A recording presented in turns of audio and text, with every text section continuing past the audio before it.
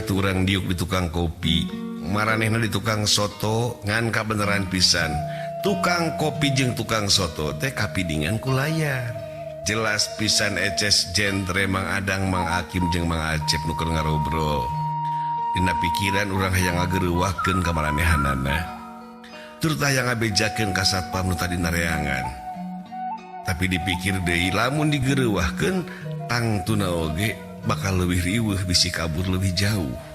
Kadenge Mang Akim keur ngobrol ka Mang Acep kieu pok-pokanna teh. Punten Cep. Akim Jong-un ngabogaan rencana. Akim, akade Kim, eta rencana teh bisi nyilakakeun alurang. Sabab kan urang tadi kediudak-udak ku satpamnya dang.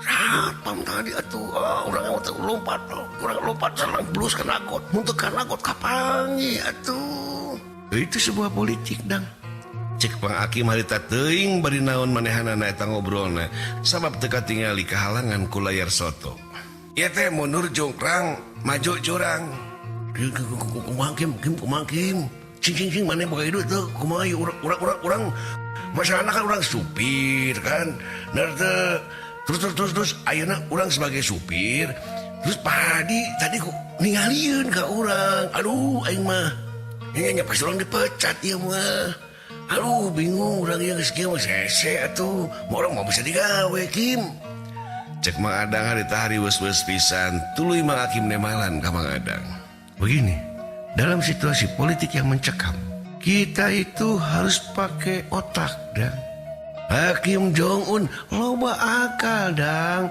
tenang cek Mang Akim harita nyomongkeun dirina maneh mah tadi ge talangke sia hayu we ngabar-ngabar belati ditusukkeun teu lain buru-buru cos buru-buru geus beres atuh si Deni teh kaburu eueuh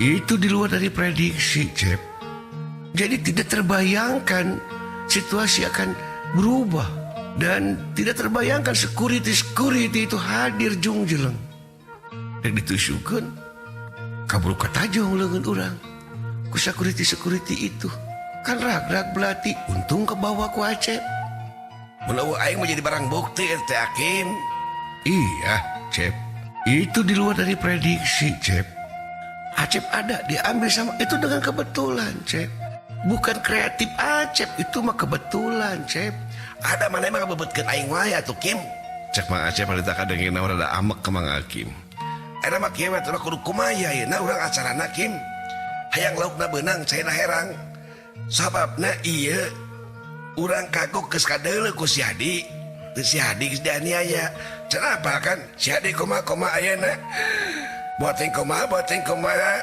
ya harapan yang meninggal mana emang gampangkeun wae kumaha mun hirup da itu di rumah sakit atuh Kim kabur diubaran betul tapi kan tidak tahu enak mah kieu we mun si Hadi hirup aing diteangan ku si Hadi semua eta geus aya dina sirah Aki lain gitu Kim urang leungit pagawean ieu masalahna leungit sebuah kepercayaan sebentar Hakim Jong-un tenang dang ini masih bisa diatasi. Acep, hari ini Acep mulang ke Lemur. Ke Lemur orang Kim? Iya, ke Lemur. Terus datang ke Lemur, naon orang datang ke ditu. Hariwang orang mun disusul ku si Deni ke ditu. Sebentar, Deni itu terlihat tinap matana. Bahkan Deni sieun pisan inung bapana di Rogahala ku Acep. Urang nu keur ngadengekeun maranehanana ngakeder. Amarah nu kacida ka maranehanana. Bener pisan cek si Akim, urang paling sieun inung bapa di kumaha. Geus kitu urang tongoy de ngadengekeun maranehanana tiluan. Kieu pokna teh. Acep datang ka Lemur, datangan inung bapana. Kieu kumaha Kim? Sesuai sing-sieuna bencit ku aing gitu. Sebentar. Bukan itu yang diharapkan. Goncangkan pikirannya, enek-enek hatena, supaya mereka aya dina kebimbangan. Nu paling utama bere duit maranehna. Sina datang ka dia, tunjukkeun ku Acep supaya Deni balik ti dia. Oh, urang pangaruhan inung bapana gitu. Iya, pengaruhan ku Acep supaya inung bapana ka dia ngajemput Deni. Kan Deni bukan siapa-siapa Bu Mirda, bukan siapa-siapa si Haji nu gede polotot, bukan siapa-siapa si Uten. Deni kan orang luar, Cep. Cek Mang Akim marita mere saran ka Mang Acep. Geus kitu Mang Akim neruskeun deui omongan anak. Bagaimana, Cep? Siap? Siap latih gitu mah urang balik ayeuna gitu. Sebentar, Akim Jong-un can beres saran.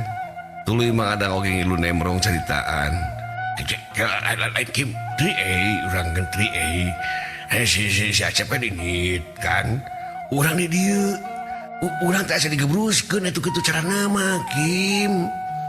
Kan Bu Mirda pasti si Pak Hadi ngomong ke Bu Mirda. Dan ini kan saksina. Si Adang jadi orang kumaha tuh Kim. Urang leungit pagawean. Aduh mana madu tak rasakeun sakim mah.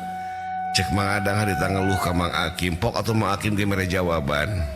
Tenang Dang, ini masih bisa diatasi. Bahkan ini sebuah peluang besar ke Adang. Wah, Kim lah, peluang naon atuh aing geus nyaho pagawean pagawean Kim, urang geus mau buka pagawean teh kikian da Kim. Tak dibanting ku batu ge ku aing si maot gitu. Jadi urang eueuh jejak kotor kita dina mah kitu. Ngan urang tegarap pahadi teh paeh gitulah. Ya itu harapan. Tadi kata Acep mun teu maot kumaha eta Hadi? Bebeja ya. Kim, berarti urang ini sebagai reputasi supir leungit pagawean kumaha urang. Cek Mang Adang hari wes-wes tur tamanehana gempeur. Geus pasti Mang Adang bisa ngajudi jeung bisa ngabaca, pasti manehna bakal dipecat tur leungit pagawean. Urang nu keur ngadengekeun tur nyimak kana omongan maranehanana. Oge urang ngilu mikir kumaha carana ieu saurang ieu kudu beunang ku urang.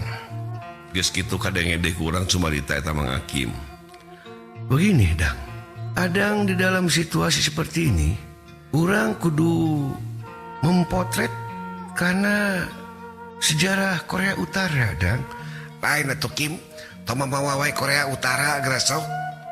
Urang mah Kim, lamun ngadenge Korea Utara teh sok sieun, urang mah sok leuwas, sok kegebeg. Sieun ku Kim Jong Un.